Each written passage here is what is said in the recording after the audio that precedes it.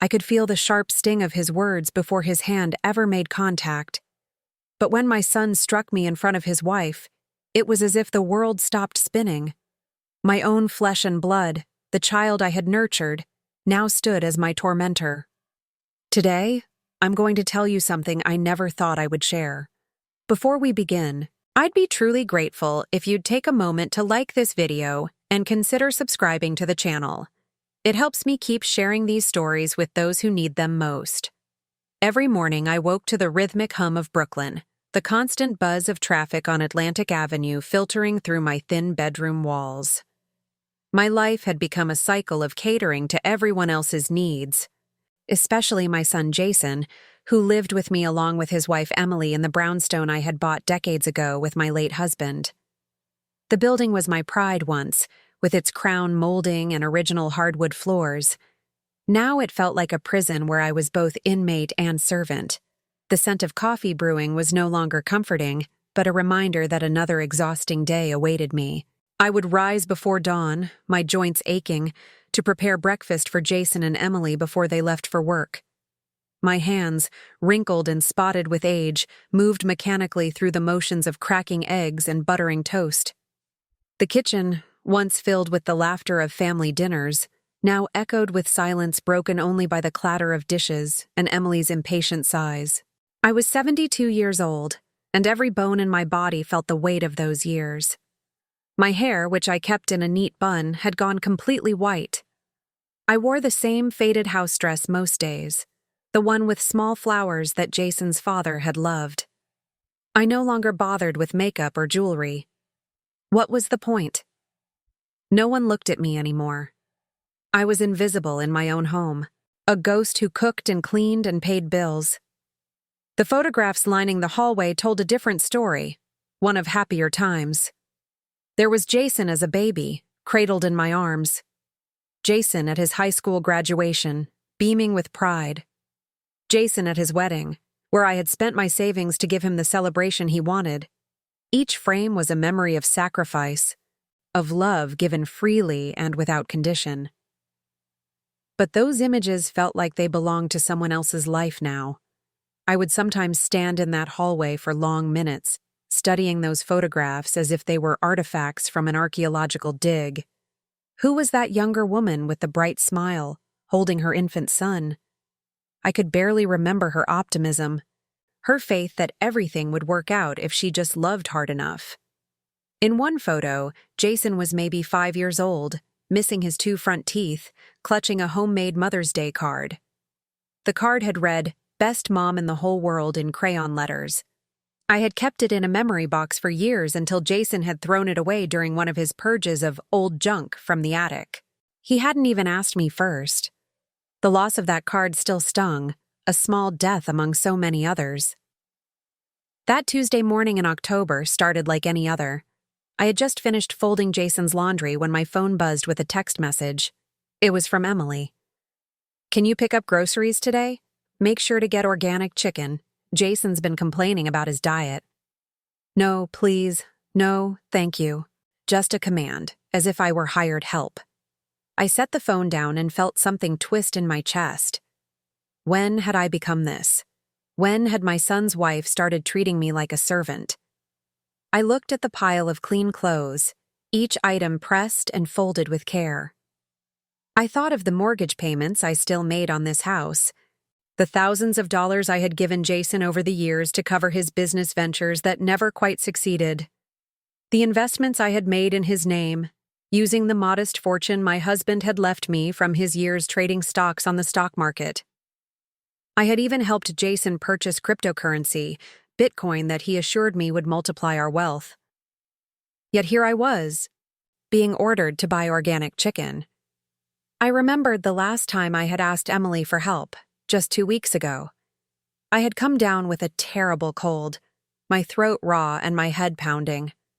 I had knocked softly on their bedroom door and asked if Emily might pick up some cold medicine from the pharmacy when she went out. She had looked at me with such annoyance, as if I had asked her to donate a kidney. "I'm really busy today," she had said, though I knew for a fact she was just meeting friends for brunch. "Can't you order it online?" I had, of course, dragging myself to the computer and paying extra for rush delivery because I felt too awful to wait. Emily had never followed up to ask if I was feeling better. The asymmetry of our relationship had never been clearer. The brownstone held so many memories. I could still smell my husband's cologne in the master bedroom, that woody scent that reminded me of autumn leaves. He had been gone for 8 years now, taken by a sudden heart attack that left me reeling. In his absence, I had poured all my love into Jason, our only child. I had given up my career as a school teacher to raise him properly. I worked nights as a bookkeeper, then weekends at a grocery store. Anything to afford him piano lessons and summer camps and college tuition. My husband and I had built up a comfortable nest egg through careful saving and smart investing. He had taught me about the stock market, about diversifying assets, about the importance of financial security. When he died, he left me well off, with property and savings and investment accounts that generated steady dividends. But Jason always needed more. A down payment for his car, money for his wedding, capital to start his consulting business, funds when that business failed and he needed to pay off debts. My husband had worried about Jason even when he was young. "You're making it too easy for him," he would say gently, watching me pack Jason's lunch for school, even though Jason was perfectly capable of doing it himself. A boy needs to learn responsibility. But I had dismissed his concerns, believing that my love would guide Jason toward becoming a good man. Now I wondered if my husband had seen something I had been too blind to notice. A tendency toward entitlement, a lack of empathy, a belief that the world existed to serve him. The signs had always been there, but I had painted over them with my desperate need to believe in my son. I never said no. How could I? He was my son, my entire world. But somewhere along the way, his requests became demands. His gratitude became expectation. And when he married Emily 3 years ago, things shifted entirely. She moved into my home with the assumption that I would continue supporting them both. "Just until we get on our feet," Jason had promised. That was 3 years ago. They paid no rent. They contributed nothing to utilities or groceries. Instead, they treated me like live-in help, expecting meals prepared, laundry done, house cleaned. Emily would leave her coffee cups everywhere, her dirty dishes in the sink. Jason stopped asking for money and simply told me what he needed. "Mom, transfer $5,000 to my account. The business needs new equipment." I would comply, watching my savings dwindle, telling myself it was temporary. There had been a moment, early in Jason and Emily's marriage, when I thought things might be different. Emily had cooked dinner for the 3 of us, a beautiful roasted chicken with vegetables. She had even set the table with candles. "I wanted to thank you for everything you do for us," she had said, pouring me a glass of wine. I had felt such hope in that moment, such relief that maybe she understood, maybe she appreciated me. But that dinner had been an anomaly, never repeated. I understood later that it had been performative, something to show Jason what a good wife she was. Once she had secured her position in his life and in the house, the mask had dropped. The real Emily emerged, the one who saw me as an obstacle to be managed or a resource to be exploited. That October morning, as I stared at Emily's text message, something inside me finally cracked. I had been feeling it for months, this growing resentment that I pushed down and ignored. The forgotten Mother's Day when they went to Emily's mother's house without even calling me. My birthday in June when I had baked myself a cake and eaten it alone while they were out with friends. The time I had the flu and lay in bed for 3 days while they came and went, never once checking on me. I remembered Jason walking past my bedroom door, hearing me cough and simply closing his door harder to block out the sound. That memory made my hands shake now as I held the phone. The birthday cake incident had been particularly painful. I had woken that morning with a small flutter of hope that maybe Jason would remember. Maybe he would surprise me with a card, or even just a phone call. I had waited all day, checking my phone obsessively. By evening, I accepted that he had forgotten completely. I had gone to the store myself, bought a small cake from the bakery section, and brought it home. I had put a single candle on it because putting 72 seemed too depressing. I had sat alone at the kitchen table, sung Happy Birthday to myself in a whisper, and blown out the candle. The wish I had made was simple. I wished to matter to someone. When Jason and Emily came home later that night, laughing and smelling of wine, they had walked right past me without even noticing the cake box in the trash. I thought about calling him, about telling him I needed to talk. But I knew what would happen. He would be dismissive, distracted, already thinking about his next meeting or his next need. So instead, I sat at the kitchen table, the morning light streaming through the windows, and I stared at the phone. The screen went dark. I let it. For the first time in years, I simply sat and did nothing. I did not rush to the grocery store. I did not start preparing dinner.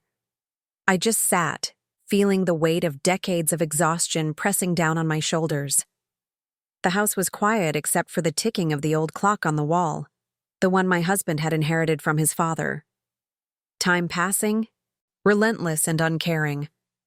In that silence, memories flooded back unbidden. I remembered teaching Jason to ride a bike, running alongside him in the park until my lungs burned, cheering when he finally found his balance.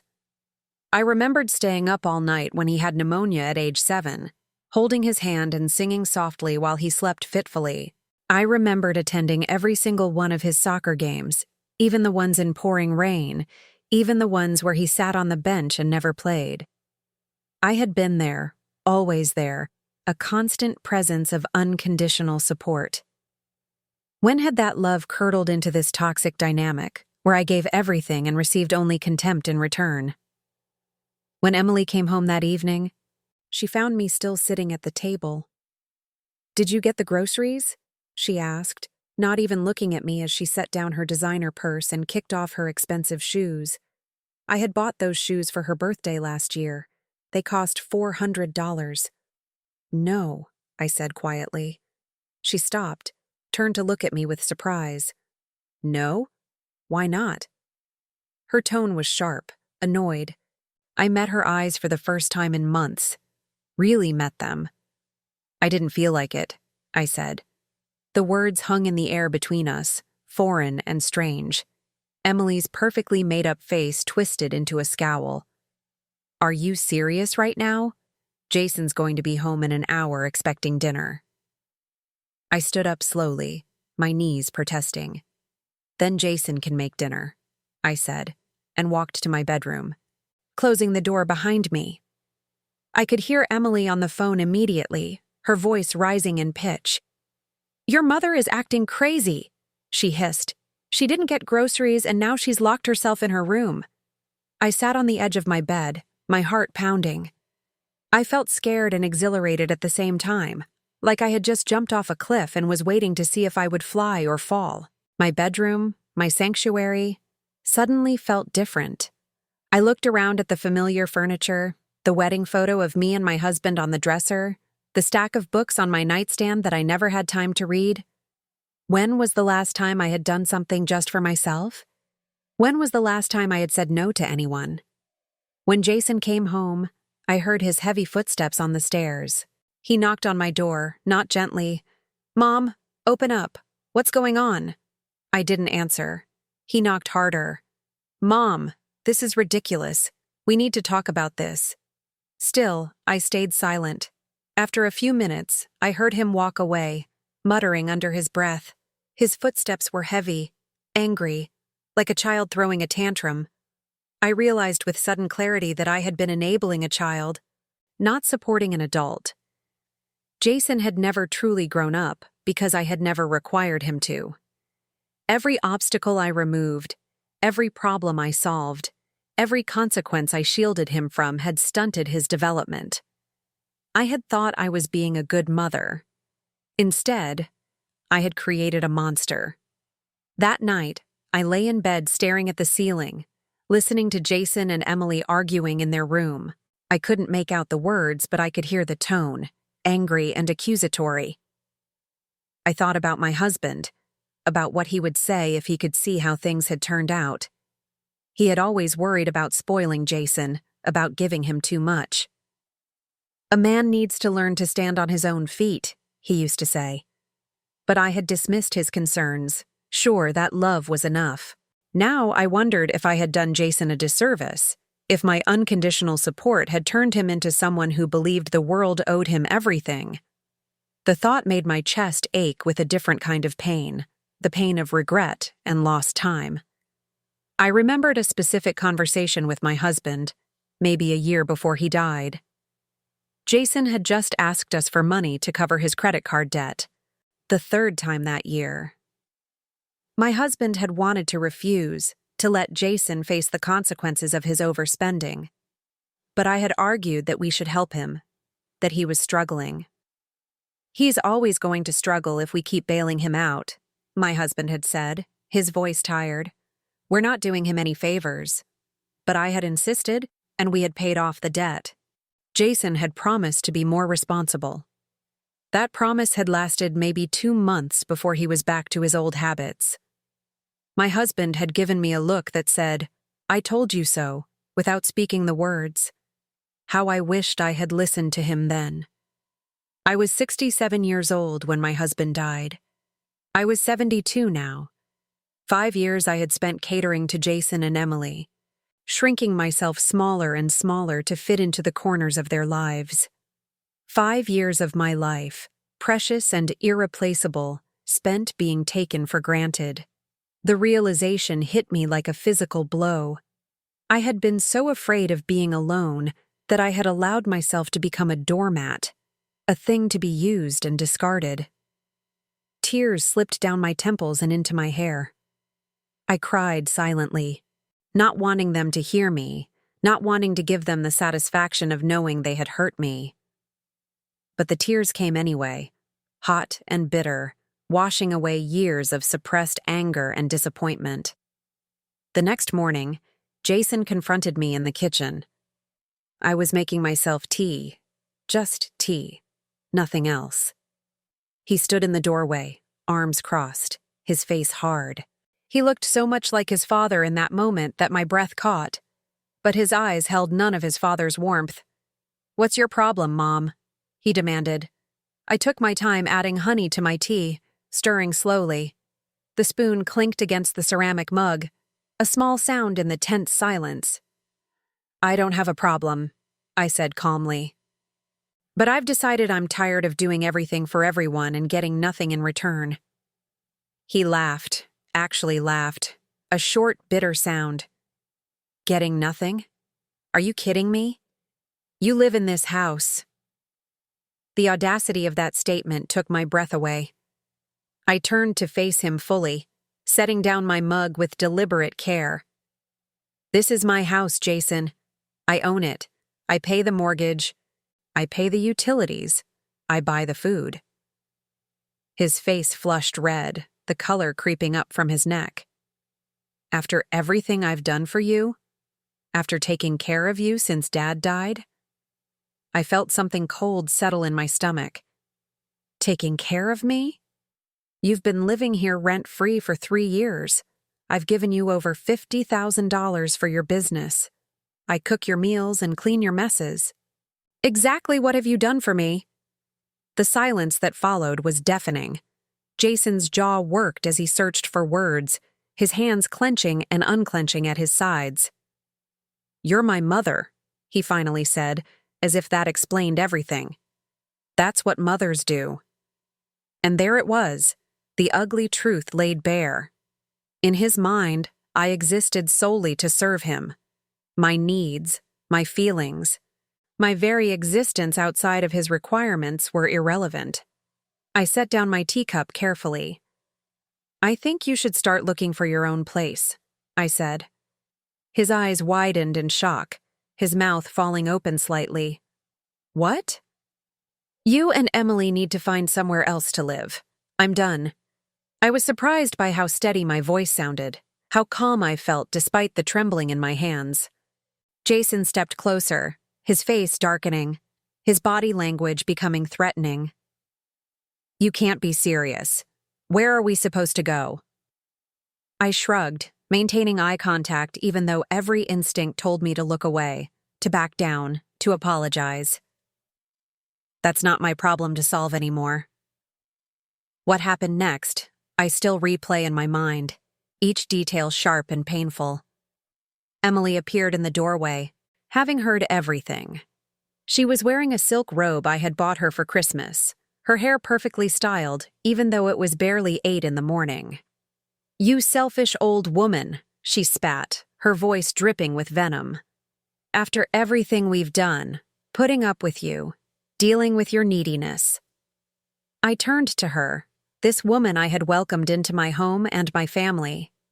"Neediness," I repeated, my voice dangerously quiet. "I've asked for nothing. You've taken everything." Emily's face twisted with rage, her beautiful features contorting into something ugly. "We gave up our freedom to be here with you. We could be living our own lives, but no. We have to babysit you." Jason nodded, emboldened by his wife's words, stepping closer to stand beside her in united front. "That's right. You should be grateful we're even here." The words hit me like slaps, each one leaving an invisible mark. Grateful?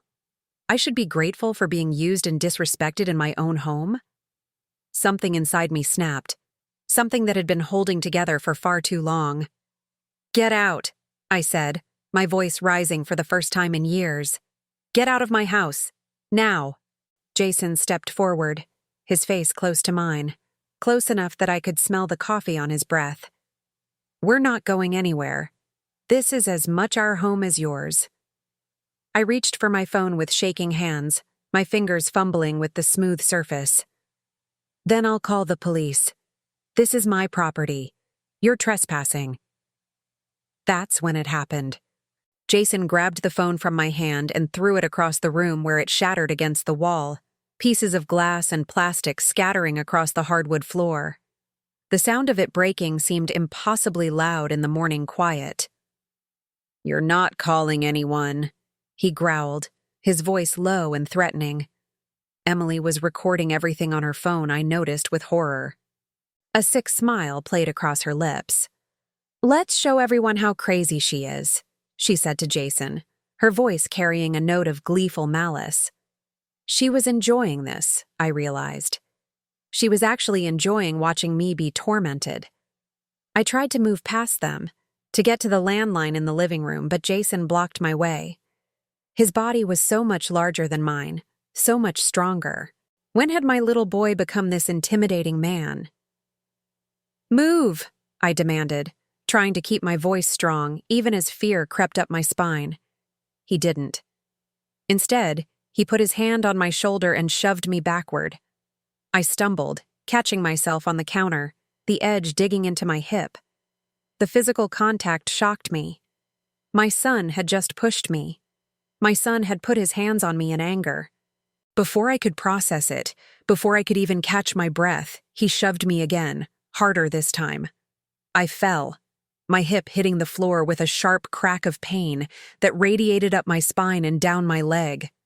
I looked up at him, this man I had raised, who now stood over me with cold eyes.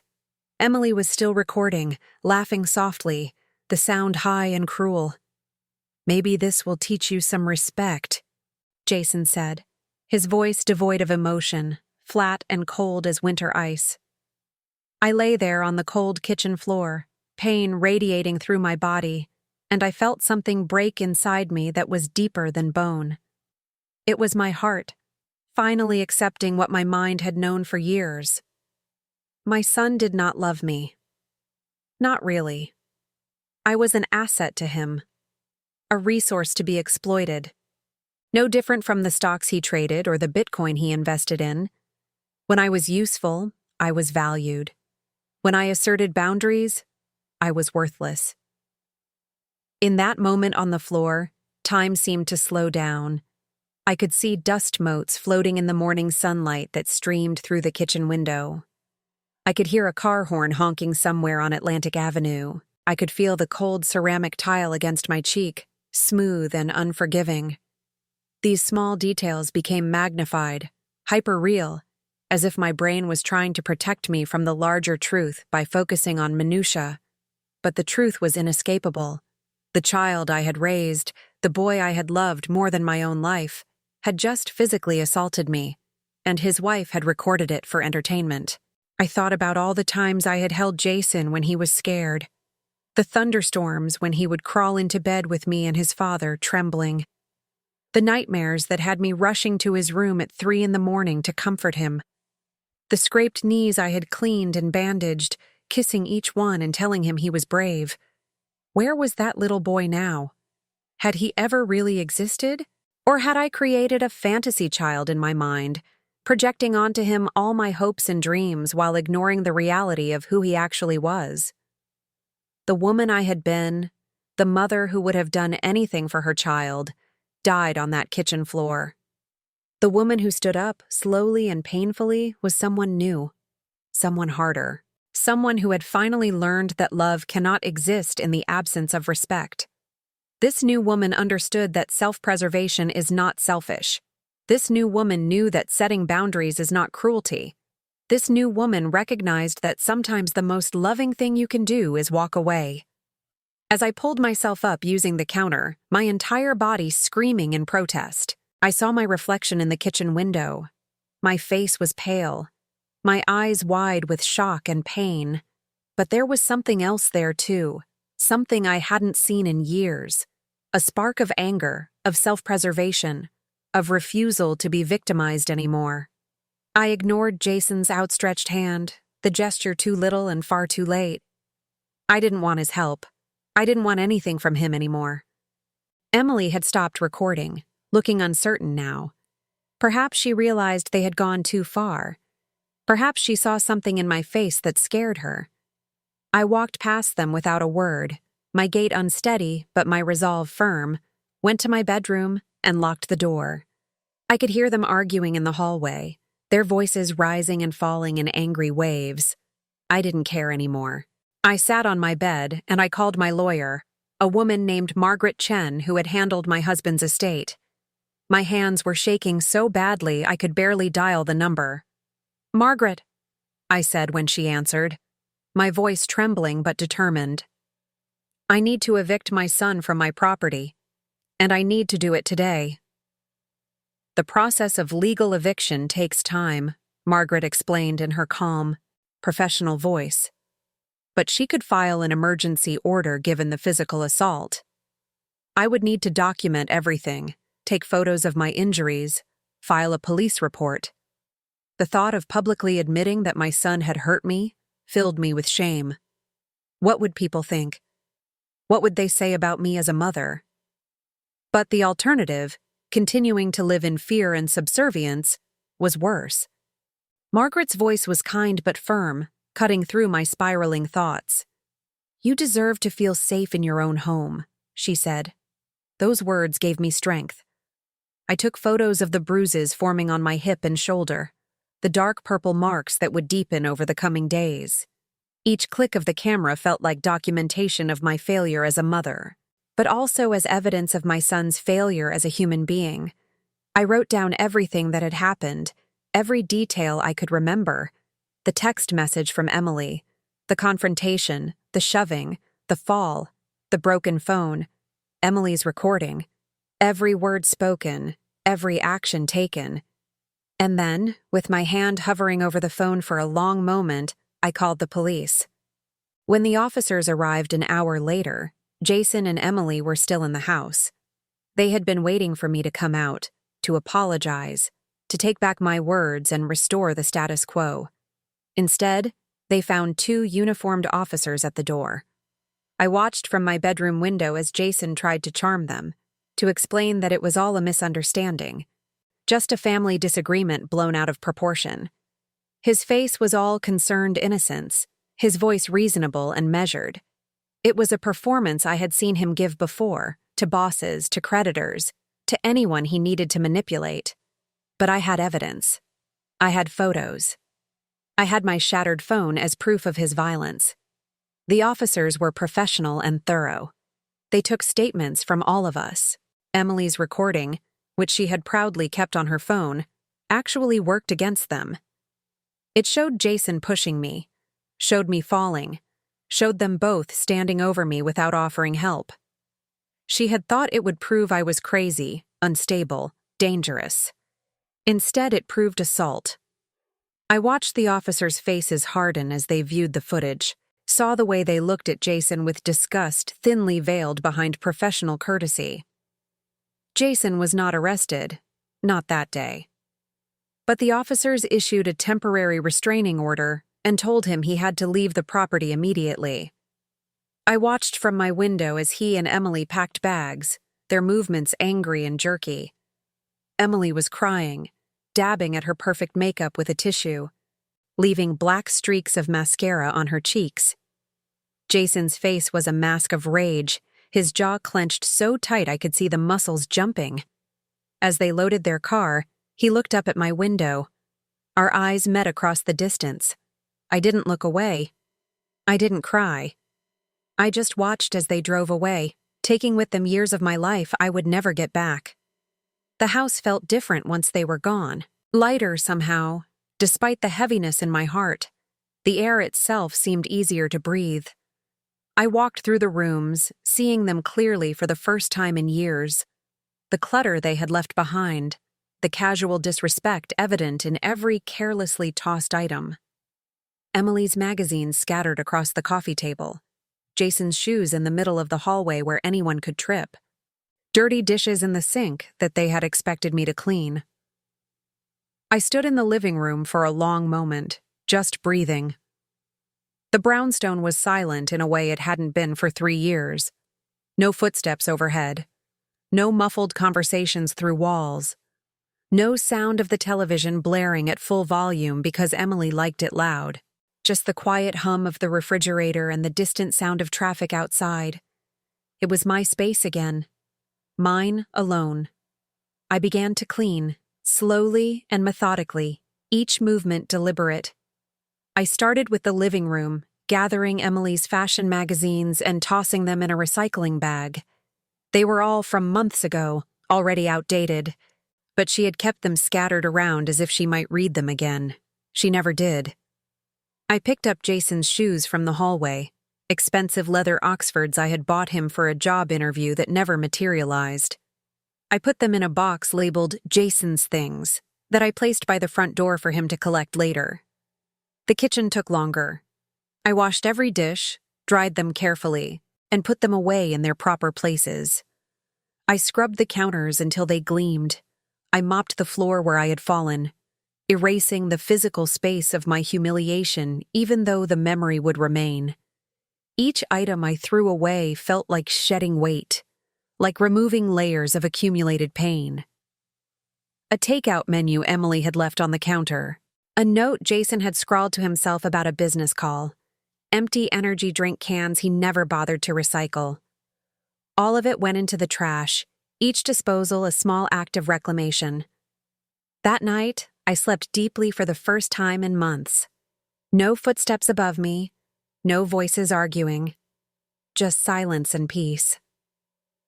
When I woke the next morning, my body ached from the fall, my hip throbbing with each movement, but my mind felt clearer than it had in years. I made myself breakfast, real breakfast with eggs and toast and fresh coffee. I ate slowly, savoring each bite, sitting at my kitchen table with the morning sun streaming through the windows. It was the first meal in years that I had made just for myself, with no one else's preferences or demands to consider. The simple act of eating alone felt revolutionary. After breakfast, I called my bank. I wanted to review all the transfers I had made to Jason over the years. The banker, a patient woman named Donna who had helped me many times before, pulled up the records. As she read through the list, her voice grew quieter, more concerned. The total, when she calculated it, made me gasp. $87,000. Over $87,000 I had given him in just 3 years, not counting the free housing and food and utilities. The number stunned me. That was money I could have used to travel, to renovate my home, to secure my own retirement.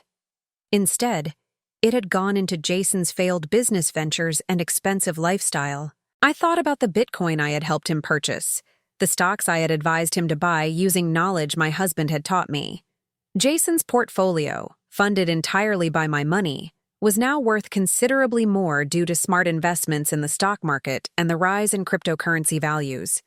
He had assets, capital, a small fortune that he had built on my back, and he had never once thanked me or offered to pay me back. The financial exploitation was just as real as the emotional abuse. I was his personal bank, his meal ticket, his safety net. The realization made me angry in a way I had not allowed myself to feel before. It was a clean anger, clarifying, like burning away fog. I spent the next few days consulting with Margaret about my legal options. She was thorough and compassionate, asking questions that forced me to confront uncomfortable truths. Had Jason ever paid rent? No. Had there been any written agreement about his living situation? No. Had he contributed to household expenses? No. The pattern was clear. I had enabled his dependency, but he had exploited it knowingly and deliberately. Margaret filed the formal eviction papers and also helped me draft a demand letter for repayment of the money I had given Jason. We both knew he probably wouldn't pay, but having it documented was important for any future legal proceedings. I also changed my will. Jason had been set to inherit everything: the house, my savings, my investment accounts, everything I had worked my entire life to build. Now, I designated my estate to be split between several charities and my neighbor Mrs. Thompson's granddaughter, a sweet girl studying to be a nurse who had always been kind to me. Jason would get nothing. The decision felt right. I realized that inheritance is not a right, it's a gift. And Jason had demonstrated that he did not value gifts. He only demanded more. I also closed the joint bank account I shared with him, the one I had opened years ago so he could access funds in emergencies. There had been too many emergencies, too many sudden needs that drained my savings. When I reviewed the account history with Donna, I discovered withdrawals I didn't even know about. $500 here, $1,000 there, all labeled as emergencies that Jason had never bothered to explain. No more. My money was now mine alone. I changed the locks on the brownstone, hiring a locksmith who worked quickly and efficiently. I installed a security system with cameras, taking control of who could enter my space. Each step felt empowering, like slowly waking from a long nightmare. But the hardest part was yet to come. Because despite everything, despite the physical assault and the financial exploitation and the years of emotional abuse, part of me still hoped Jason would apologize, would realize what he had done and feel remorse, would become again the little boy who had hugged me tight and said I was the best mom in the world. That boy still lived in my memory, even though the man he had become bore no resemblance. I found myself checking my phone constantly, waiting for a call or text. None came.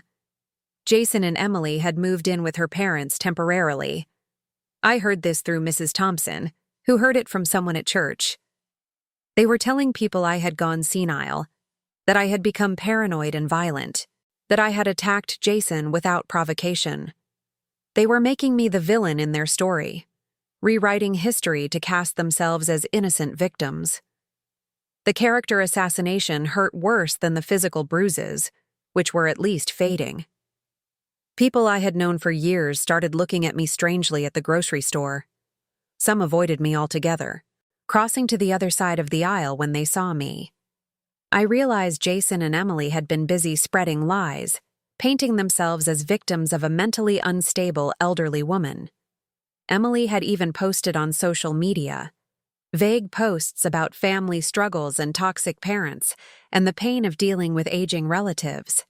The comments were full of support for her, people offering sympathy and advice. No one knew the truth. No one knew I was the one who had been pushed, degraded, exploited. I thought about defending myself publicly, about posting my own version of events, about showing people the bruises in the police report, but Margaret advised against it. "They want you to engage," she said wisely. "They want drama and attention. Don't give it to them. The legal system will speak for itself." So I stayed silent, even as the rumors grew more vicious. It was one of the hardest things I had ever done, holding my tongue when I wanted to shout the truth from the rooftops. But I had spent too many years accommodating others, trying to make everyone else comfortable at my own expense. I was done performing. If people wanted to believe lies, that was their choice. I knew the truth. That had to be enough. 3 weeks after Jason and Emily left, I received a letter from an attorney. Jason was suing me. He claimed that I had promised to leave him the brownstone in my will, that I had made verbal agreements about supporting him financially, that I had reneged on family obligations and moral duties. The lawsuit was clearly retaliatory, designed to punish me for standing up for myself and to try to force me back into compliance. But it also confirmed what I already knew. My son saw me as nothing more than a source of money. Our entire relationship had been transactional in his mind. I was devastated and relieved at the same time. Devastated because it destroyed my last hope for reconciliation. Relieved because now I could stop pretending, stop hoping, stop hurting. Margaret was confident the lawsuit would be dismissed. I had never made any written promises. There were no contracts or agreements. And Jason's own actions, including the assault captured on Emily's own recording, worked against him. But the process would take time and cost money. More of my hard-earned savings would go to lawyers instead of to my own needs. The injustice of it made me want to scream. But I also knew that some battles are worth fighting. This was one of them. I was no longer fighting for Jason's love or approval. I was fighting for my dignity, my autonomy, my right to live my final years in peace. That was worth every penny. As winter settled over Brooklyn, I began to rebuild my life. Small steps at first. I joined a book club at the local library, something I had always wanted to do but never had time for. The first meeting I attended, I almost turned around and left. My hand was on the door handle, and I could see through the glass a group of women sitting in a circle, laughing at something one of them had said. They looked so comfortable with each other, so at ease. I felt like an intruder, like I didn't belong. But then I remembered the promise I had made to myself, to try new things, to build a life that was truly mine. I opened the door and walked in. The women welcomed me without hesitation. There was Carol, a retired professor who loved mysteries. Jane, a librarian who always brought homemade cookies. Susan, a widow like me who found solace in historical fiction. They made space for me in their circle, literally pulling up an extra chair, and asked what I liked to read. Not where I had been or why I was alone. Just what I liked to read. It was such a simple kindness, but it meant everything. We met every Tuesday evening to discuss novels, drinking tea and eating whatever treat Jane had baked that week. The conversations ranged from analysis of plot structure to tangents about our own lives, all woven together in a tapestry of connection. I started taking a watercolor painting class at the community center, discovering a talent I never knew I had. The first time I picked up a brush, my hand trembled. I had never thought of myself as artistic. That was something other people did. Creative people, talented people. Not me. But the instructor, a patient man named Robert with paint-stained fingers and kind eyes, saw something in my tentative brush strokes. "You have an eye for color," he said, looking at my attempt to paint a simple sunset. "Don't be afraid to trust your instincts." His words gave me permission to explore, to make mistakes, to create without judgment. Week by week, my confidence grew along with my skill. I reached out to old friends I had neglected during the years of caring for Jason. Some relationships had withered beyond repair, the silence too long and too deep to overcome. But others sparked back to life with surprising warmth. My friend Patricia, whom I had known since Jason was a baby, invited me to lunch. Over soup and sandwiches at a small cafe, I told her everything. She listened without judgment, her eyes filling with tears as I described the assault, the lawsuit, the isolation. "Oh, honey," she said, gripping my hand across the table. "I'm so sorry, but I'm also proud of you for finally putting yourself first." Her words meant more than she could know. I also grew closer to Mrs. Thompson, my neighbor. She was 85, sharp as a tack, with no tolerance for nonsense. She had watched Jason and Emily come and go over the years and had her own observations. "That boy was spoiled rotten," she said bluntly one afternoon over tea in her cluttered living room. "And his wife is worse. You did the right thing." Mrs. Thompson had lived through her own family difficulties. Her son had stolen from her years ago to feed a gambling addiction. She had cut him off completely and never looked back. "Blood doesn't excuse bad behavior," she told me firmly. "Family is supposed to lift you up, not tear you down." Her perspective helped me see that I was not alone, that many people dealt with painful family dynamics. I was not uniquely cursed or uniquely failing. I was simply human, trying to navigate a difficult situation. The lawsuit dragged on into the new year. Jason's attorney kept filing motions, trying to drag out the process and drain my resources. But Margaret was equally tenacious. She filed counterclaims for the assault, for the emotional distress, for the financial exploitation. She was building a comprehensive case that painted a clear picture of abuse. The legal battle was exhausting, requiring depositions and document production and countless hours of preparation. But it also gave me purpose. I was no longer passive, no longer accepting mistreatment. I was fighting back. And that felt powerful. In February, something unexpected happened. Emily's mother called me. Her voice was hesitant on the phone, nervous and uncertain. "I need to talk to you," she said. "Can we meet for coffee?" I was wary, assuming it was a trap or manipulation, another attempt to make me back down. But curiosity won out. We met at a small cafe near Prospect Park, neutral territory. Emily's mother, Diane, was a polished woman in her 60s with careful highlights and expensive clothes. She looked like an older version of Emily, the same bone structure, the same careful presentation. She ordered a latte and then sat in silence for a long moment, clearly struggling with what to say. Finally, she spoke. "I owe you an apology," she said, her voice barely above a whisper. "I've been hearing Emily's version of events, and I believed her. But recently, some things have come to light that make me question everything." She went on to explain that Jason and Emily had been living with her and her husband. Initially, they had been model house guests, polite and helpful, but as weeks turned into months, their true colors emerged. They expected Diane to cook and clean for them. They made demands. They showed the same entitlement they had shown me. Diane had found Emily's recording of the incident in my kitchen and had watched it, seeing clearly that Jason had assaulted me and that I had been the victim, not the aggressor. "I am horrified," Diane said, her voice shaking with emotion. "I raised Emily better than this, or at least I thought I did." She went on to tell me that she had confronted Emily about the lies she had been spreading. Emily had gotten defensive, then angry. She had accused her own mother of not supporting her, of taking my side against family. The familiar pattern made my heart ache for Diane. She was experiencing the same realization I had. The painful understanding that the child you raised could become someone you didn't recognize. "What are you going to do?" I asked gently. Diane sighed deeply, stirring her latte though she hadn't taken a sip.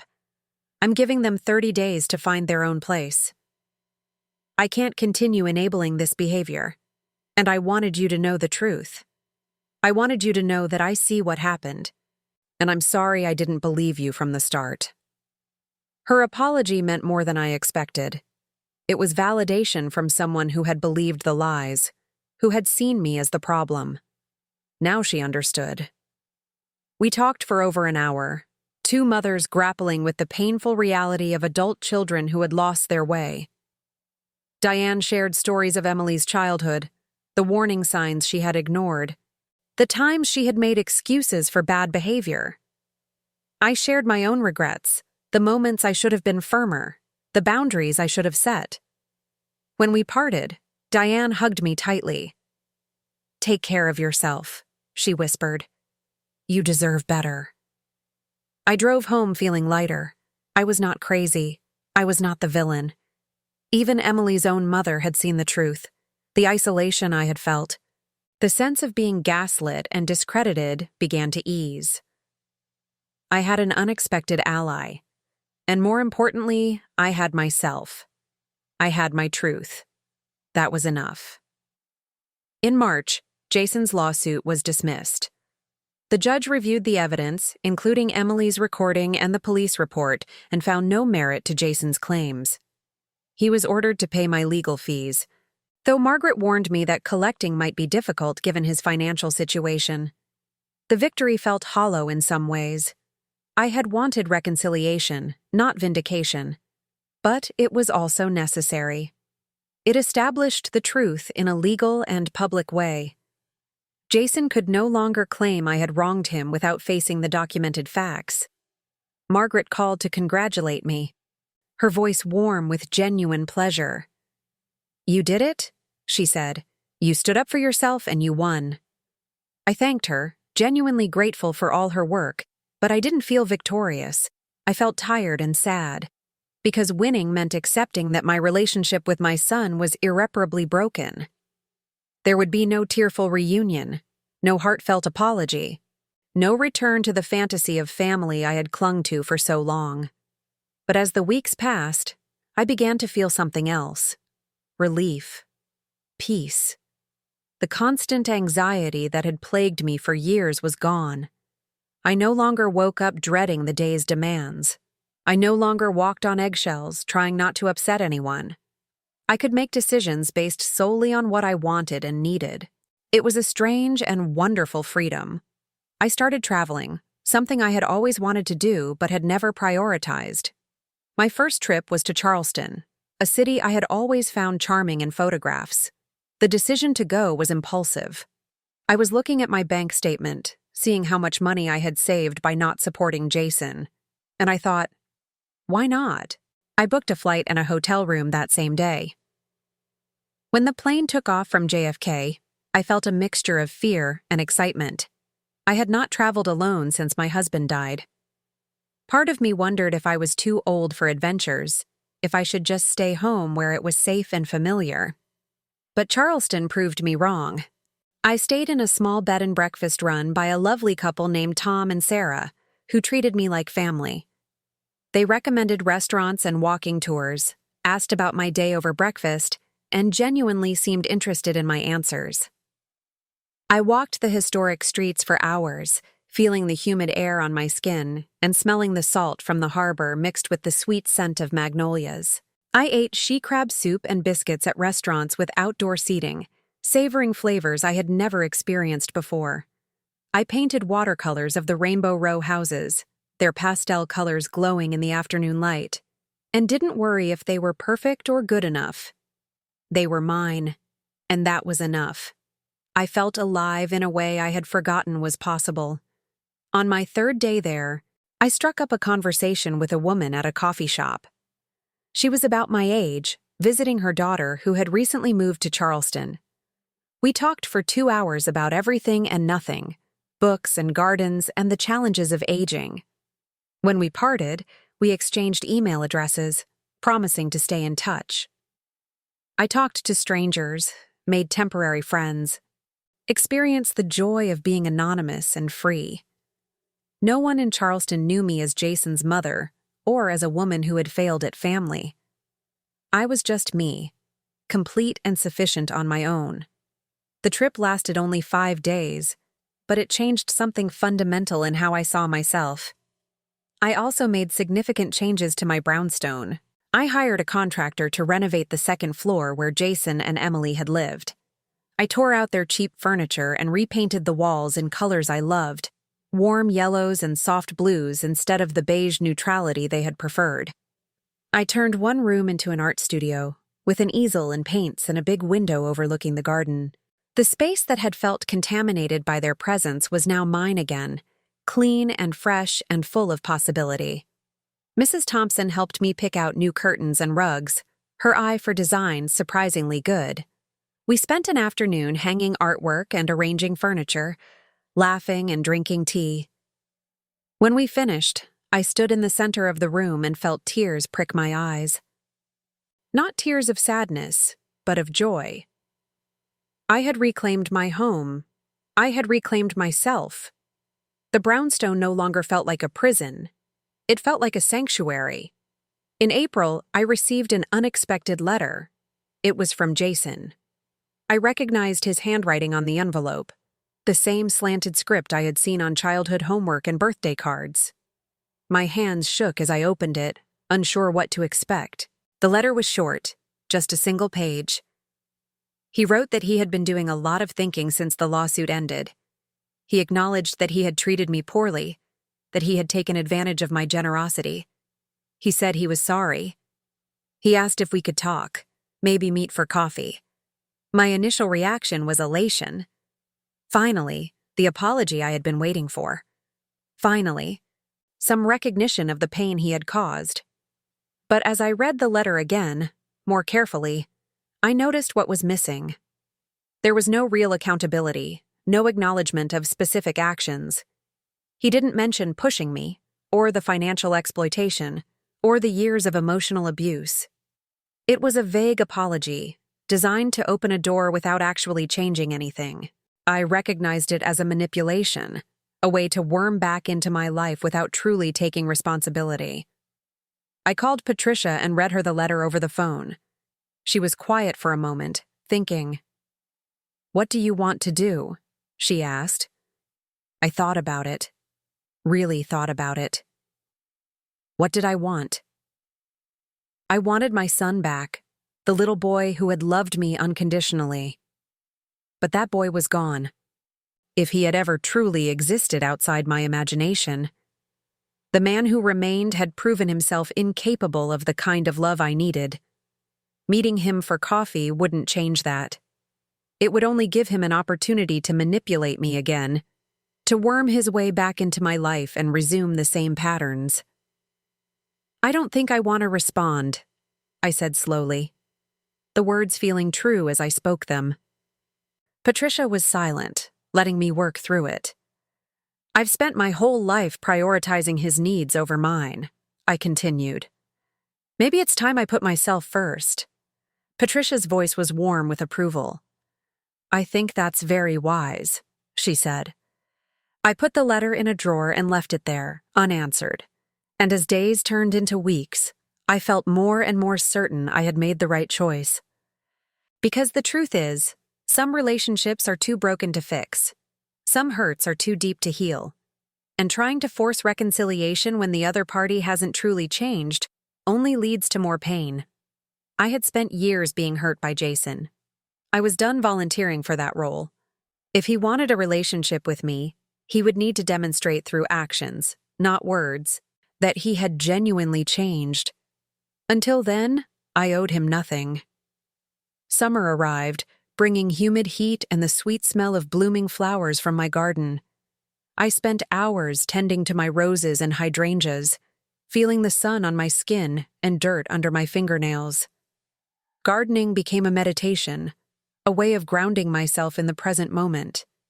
I was no longer dwelling on the past or worrying about the future. I was simply here, now, alive and free. Each flower that bloomed felt like a small victory, proof that with care and patience, beautiful things could grow. My art improved as I practiced daily. I took more classes, experimented with different techniques. I started selling some paintings at a local gallery, not because I needed the money, but because it felt good to create something beautiful and have others appreciate it. The gallery owner, a kind woman named Rosa, became a friend. She invited me to art openings and introduced me to other artists. I was building a community, a life that had nothing to do with Jason or his needs. In July, I attended a garden party at Mrs. Thompson's granddaughter's house. It was a warm evening, the backyard strung with fairy lights that twinkled like stars. Tables were laden with food, and people mingled with drinks in hand. I knew almost no one there, but I didn't feel anxious or out of place. I introduced myself, had interesting conversations about art and gardening and travel, laughed at jokes. At one point, I caught my reflection in a window. I almost didn't recognize myself. My face looked younger somehow, the worry lines less deep. I was wearing a blue sundress I had bought on a whim, with sandals and a necklace my husband had given me years ago. I looked happy. I looked like myself again, the self I had been before years of caretaking had eroded my identity. On the drive home that night, I thought about the journey I had taken. From that terrible morning when Jason pushed me to the floor, to this summer evening surrounded by new friends and possibilities.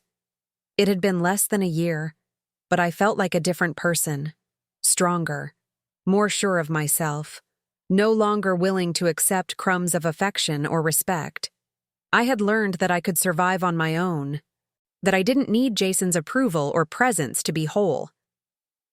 The realization was both painful and liberating. Painful because it meant accepting that the relationship I had cherished was based on a lie. Liberating because it freed me to build something new.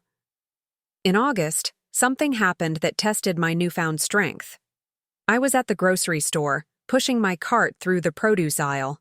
When I ran into Emily, we literally almost collided with our carts. For a moment, we both froze, staring at each other. Emily looked different. Thinner, with dark circles under her eyes that even her careful makeup couldn't quite hide. Her clothes, while still expensive, hung a bit loose on her frame. She opened her mouth as if to speak, then closed it. I waited, curious what she would say. Finally, she managed a quiet, "Hello."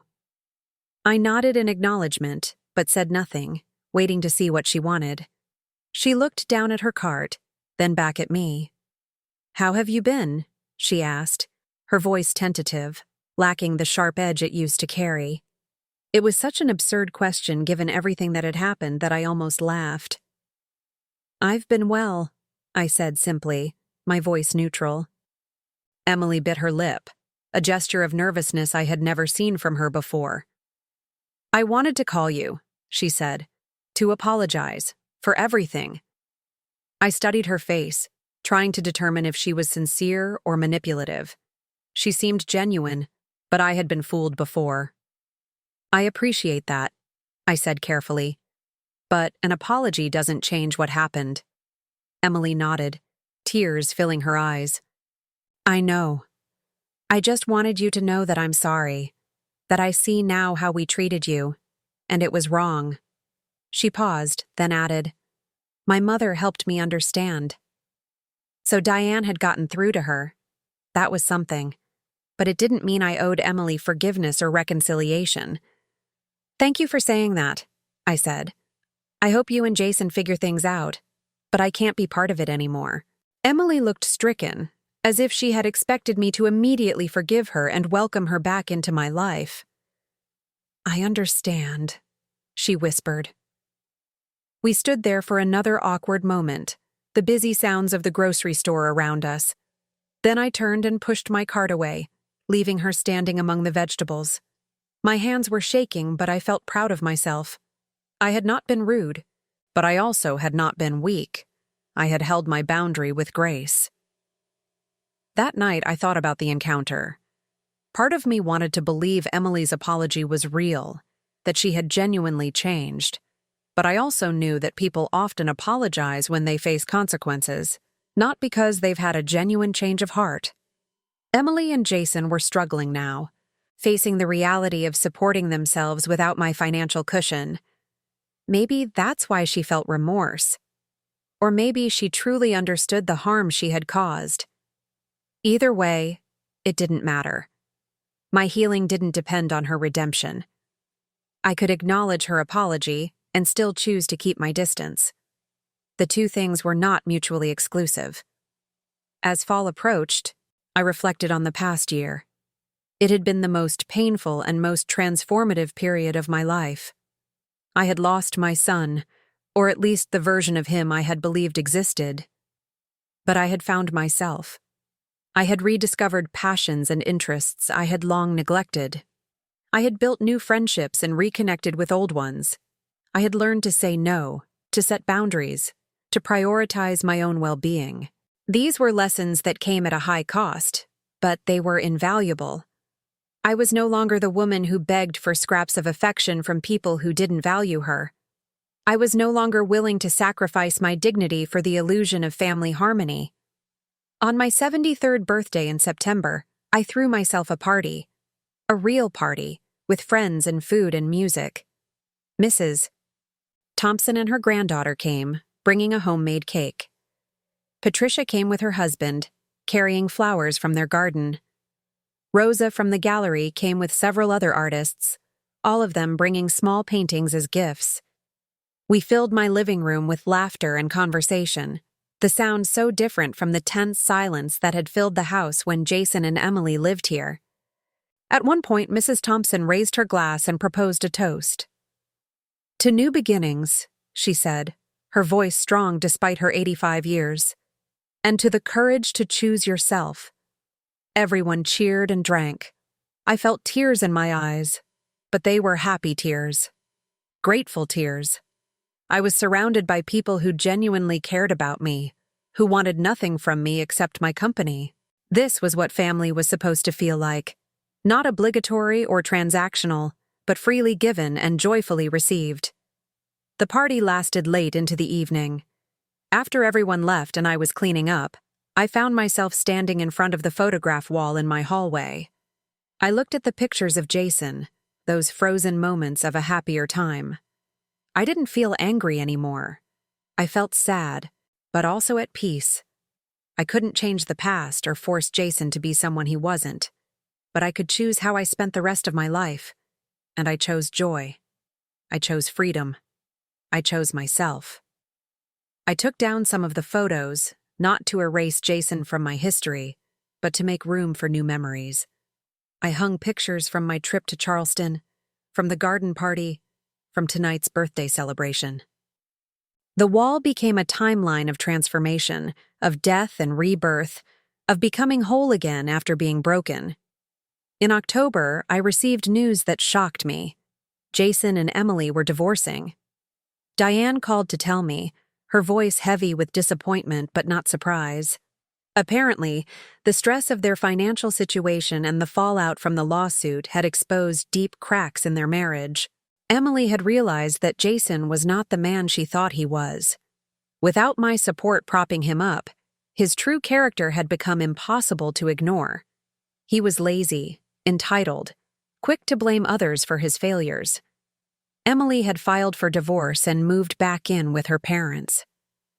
Jason was living in a small apartment, working a low-paying job, struggling to pay his bills.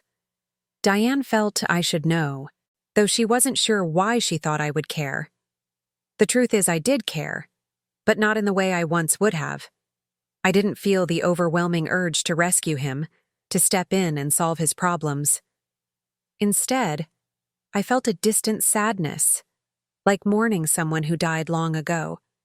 The Jason I had loved, if he had ever truly existed, was gone. The man who remained was dealing with the natural consequences of his choices. That was not my responsibility to fix. Diane asked if I planned to reach out to him. I said no. She seemed to understand. "Sometimes the kindest thing is to let people face their reality," she said. I agreed. Enabling Jason's dysfunction had not helped him. Perhaps struggle would teach him the lessons I could not. As winter returned to Brooklyn, I found myself thinking about the concept of legacy. For years, I had believed my legacy would be Jason, that my worth was measured by how well I had raised him. His failures felt like my failures. His successes would have been my vindication, but I realized now that this was a flawed understanding of legacy. My legacy was not what I gave to Jason. My legacy was how I lived my life, the person I chose to be, the kindness I showed to others, the beauty I created. Jason's choices were his own. They reflected on him, not me. I had done my best as a mother. I had loved him, supported him, taught him right from wrong. If he chose to disregard those lessons, that was on him. I also realized that it was not too late to create the legacy I wanted. I was 73, but I could still have years ahead of me. Years to paint, to travel, to love and be loved, to contribute to my community. I started volunteering at a local senior center, teaching art classes to other older adults. Many of them had their own stories of difficult family relationships, of children who had disappointed them, of having to choose between family loyalty and self-respect. There was Martha, whose daughter hadn't spoken to her in 5 years over a disagreement about money. There was George, whose son had drained his retirement account and disappeared. There was Linda, who had raised 3 children alone only to have all of them move across the country and rarely call. We bonded over shared pain and shared healing, but we also bonded over the joy of discovery, of finding that we still had value and purpose beyond our relationships with our children. I found purpose in helping others discover their creative voices, in showing them that life was not over just because they were older or because their families had let them down. Each Tuesday and Thursday, I would arrive at the center with supplies and encouragement, watching faces light up as they discovered they could still create, still grow, still matter. Martha painted flowers from her childhood garden. George created abstract pieces full of color and emotion. Linda discovered a talent for portraiture, and I discovered that teaching brought me as much joy as creating. In December, almost exactly a year after that terrible morning when Jason pushed me, I received a letter from him. This one was different from the first. It was longer, more detailed, more raw. He wrote that the past year had been the hardest of his life. He had lost everything: his marriage, his home, his comfort. He was working in retail, barely making ends meet. He was in therapy, trying to understand how he had become the person he had become. He wrote that he understood now, truly understood, how badly he had treated me. He understood that his apology before had been superficial, motivated by self-interest rather than genuine remorse. This time, he wrote, he was not asking for anything. He was simply acknowledging the truth and saying he was sorry. He wrote about specific incidents, the times he had dismissed my needs, the money he had taken for granted, the physical violence he had committed. He took full responsibility without excuses or justifications. I read the letter several times, sitting in my art studio as snow began to fall outside. It felt more honest than the first one, more real. But I also knew that words were easy. Anyone could write a heartfelt letter. Real change required action, sustained over time. I was no longer interested in dramatic apologies or tearful reconciliations. If Jason had truly changed, time would tell. If he maintained his therapy, rebuilt his life through his own efforts, learned to treat people with respect, that would be proof enough. But I didn't need to be part of that process. I didn't need to witness or validate his growth. My healing was complete regardless of whether he ever changed. I put the letter in the drawer with the first one and went about my day, heading to the senior center where my students were waiting for their lesson in landscape painting. Christmas approached, and for the first time in decades, I did not spend it focused on Jason. I went to Patricia's house for Christmas Eve, where her large extended family welcomed me warmly. Children ran around playing games, adults talked and laughed, and I felt included in a way I never had when Jason was in my life. On Christmas Day, I had a quiet brunch with Mrs. Thompson and her granddaughter. We exchanged small gifts and talked about plans for the new year. Mrs. Thompson gave me a beautiful set of watercolor brushes.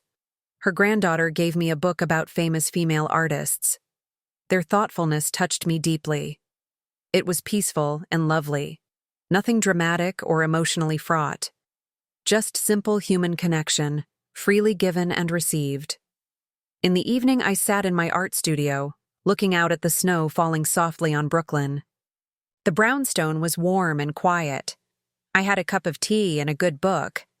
I was alone, but I was not lonely. There is a difference. Loneliness is the ache of unwanted solitude. What I felt was contentment, the peace of chosen solitude. As the year drew to a close, I reflected on everything I had learned. I learned that love without respect is not love at all. I learned that family is not an obligation, but a relationship that must be mutually nourishing. I learned that saying no is not selfish, it's necessary. I learned that I am enough, exactly as I am, without needing to prove my worth through endless service and sacrifice. I learned that it's never too late to start over, to rebuild, to choose yourself. These lessons came at a high price. I lost my son, or at least the relationship I thought we had. But I gained myself. And in the end, that was the more valuable gift. On New Year's Eve, I stayed up until midnight, something I rarely did. I poured myself a glass of wine and stood on my small balcony, watching fireworks explode over the city. The air was cold and crisp, the sky alive with color. I thought about the woman I had been a year ago, broken on her kitchen floor, and the woman I was now, strong and free. The transformation was nothing short of miraculous, not because anything magical had happened, but because I had finally chosen to save myself. I raised my glass to the sky, to the future, to all the possibilities that lay ahead. I was 73 years old, and my life was just beginning. I thought about the art classes I would teach, the trips I wanted to take, the friendships I would deepen. I thought about the woman I was becoming, no longer defined by who loved me or didn't, but by who I chose to be. That woman was brave. That woman was resilient. That woman was enough. I hope my story resonates with you in some way, perhaps reminding you of your own journey or someone you know. The path to self-respect and boundaries is rarely easy, but it is always worth walking. Have you or someone you know lived through something similar? I would be grateful if you would share your thoughts in the comments below. And if this story touched you, please consider liking this video and subscribing to the channel. Together, we can support each other and remind ourselves that we deserve respect, dignity, and love at every age.